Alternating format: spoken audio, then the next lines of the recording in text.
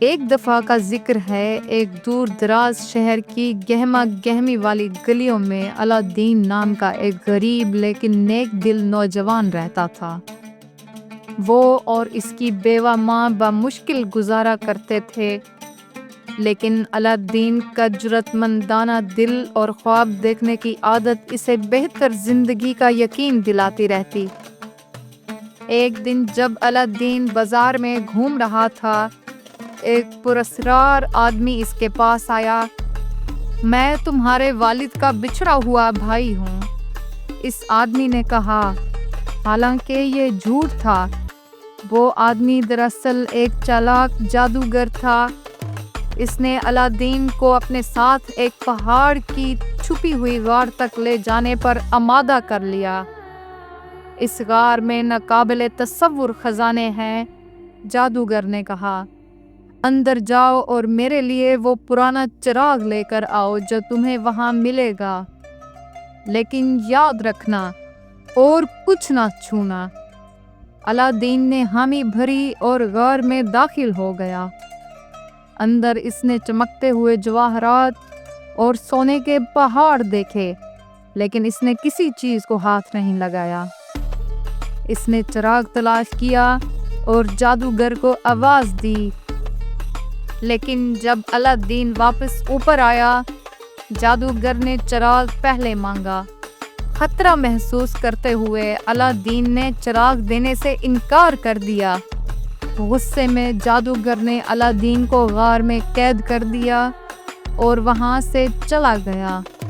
مایوسی کے عالم میں الادین نے چراغ کو صاف کرنے کے لیے رگڑا۔ حیرت کی بات یہ تھی کہ چراغ سے ایک جادوئی جن ظاہر ہوا۔ میں چراغ کا جن ہوں، جن نے کہا، میں تمہاری 3 خواہشات پوری کروں گا۔ پہلی خواہش کے طور پر الادین نے غار سے نکلنے کی دعا کی۔ پلک جھپکتے ہی وہ اپنے گھر پہنچ گیا۔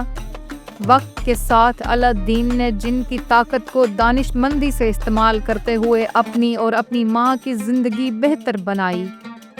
ایک دن شہر میں چلتے ہوئے الادین نے شہزادی یاسمین کو دیکھا اور پہلی نظر میں اس سے محبت کر بیٹھا۔ شہزادی کا دل جیتنے کے لیے الادین نے اپنی دوسری خواہش کے ذریعے ایک امیر شہزادے کا روپ دھار لیا، جن کی مدد سے وہ محل میں شان و شوکت کے ساتھ تحفے اور ایک شاندار جلوس لے کر پہنچا۔ سلطان الادین کی سخاوت اور مہارت سے متاثر ہوا اور شہزادی سے شادی کی اجازت دے دی، لیکن یہ خوشی زیادہ دیر قائم نہ رہ سکی۔ جادوگر جو الادین کی کامیابی کا راز جان چکا تھا، چراغ چرانے واپس آیا۔ ایک تاجر کے بھیس میں اس نے شہزادی یاسمین کو دھوکہ دے کر چراغ حاصل کر لیا۔ اب جن پر قابو پاتے ہوئے جادوگر نے اپنی خواہشات کے ذریعے سب سے طاقتور شخص بننے کا فیصلہ کیا اور الادین کو دور دراز صحرا میں جلا وطن کر دیا۔ الادین نے اپنی عقل اور ہمت کا استعمال کرتے ہوئے واپس محل کا راستہ تلاش کیا۔ اس نے جادوگر کا سامنا کیا اور چالاکی سے اسے ایسی خواہش مانگنے پر مجبور کر دیا جو جن پوری نہیں کر سکتا تھا۔ جن نے جادوگر کے خلاف ہو کر اسے شکست دی اور چراغ دوبارہ الادین کو واپس مل گیا۔ آخر میں الادین نے اپنی آخری خواہش کے ذریعے جن کو ہمیشہ کے لیے آزاد کر دیا۔ جن نے شکر گزاری کے ساتھ وعدہ کیا کہ وہ ہمیشہ الادین کا محافظ رہے گا۔ الادین اور یاسمین نے شادی کر لی اور ہنسی خوشی زندگی گزارنے لگے۔